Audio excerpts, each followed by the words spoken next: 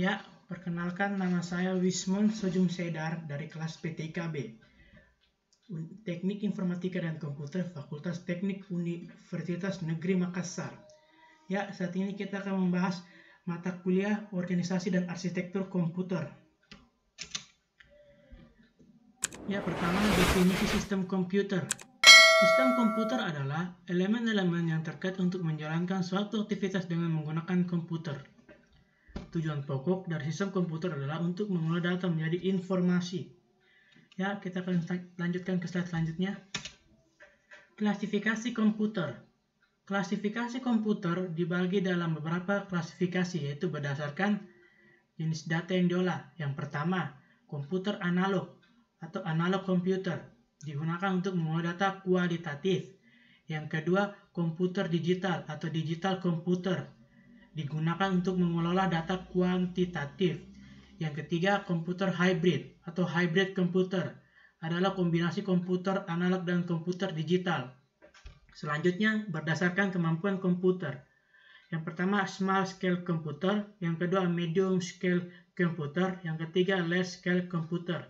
Selanjutnya, berdasarkan ukuran fisik. Yang pertama, komputer mini atau mini komputer, yang kedua, komputer mikro atau mikrokomputer. Selanjutnya, berdasarkan bidang masalah.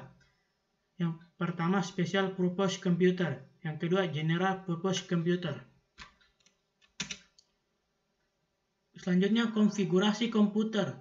Komputer terbagi menjadi 3 bagian. Yang pertama, hardware atau perangkat keras, adalah peralatan dalam bentuk fisik yang menjalankan sistem komputer. Yang kedua, software atau perangkat lunak, adalah rangkaian prosedur dan dokumentasi program yang berfungsi untuk menyelesaikan masalah yang dikehendaki. Yang ketiga, brainware atau perangkat pikir, adalah orang yang menggunakan komputer. Selanjutnya, konfigurasi hardware.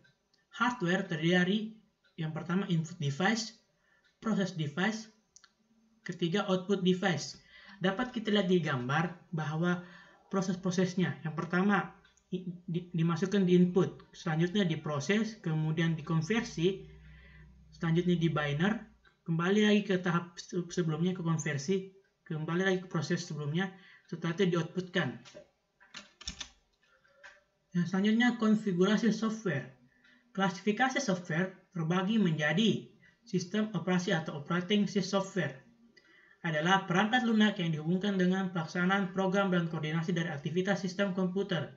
Selanjutnya, bahasa pemrograman, adalah bahasa komputer yang digunakan untuk menulis instruksi-instruksi program untuk melakukan suatu pekerjaan yang dilakukan oleh programmer. Yang ketiga, program paket, adalah program komputer yang siap digunakan untuk disebut juga program siap pakai. Selanjutnya, konfigurasi brainware. Brainware dikelompokkan menjadi 3, yaitu operator. Operator adalah seseorang yang mengoperasikan mesin komputer atau dapat pula dikatakan dengan seorang menjelaskan tindakan untuk dilaksanakan. Selanjutnya, programmer. Programmer adalah seseorang yang bertugas merancang, menulis, dan menguji komputer. Selanjutnya, sistem analisis, adalah seseorang yang bertugas untuk melakukan spesifikasi penyelesaian masalah. Selanjutnya, perkembangan komputer. Perkembangan hardware.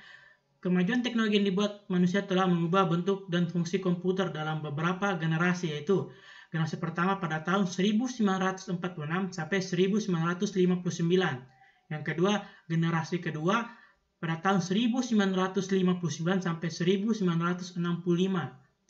Selanjutnya, generasi ketiga pada tahun 1965 sampai 1970. Yang keempat, 1970 sampai 1985. Selanjutnya, perkembangan software dibagi menjadi 5 generasi. Pertama, kedua, ketiga, keempat, dan kelima. Komponen sistem komputer. Yang pertama, unit pemroses CPU. Yang kedua, main memory. Yang ketiga, perangkat masuk dan keluaran. Yang keempat, interkoneksi antar komponen. Selanjutnya, organisasi sistem komputer. Yang pertama, boot. Kedua, penyimpanan data, ketiga, register, keempat, cache memory, yang kelima, random access memory, keenam, memory eksekusi, yang terakhir, direct memory access.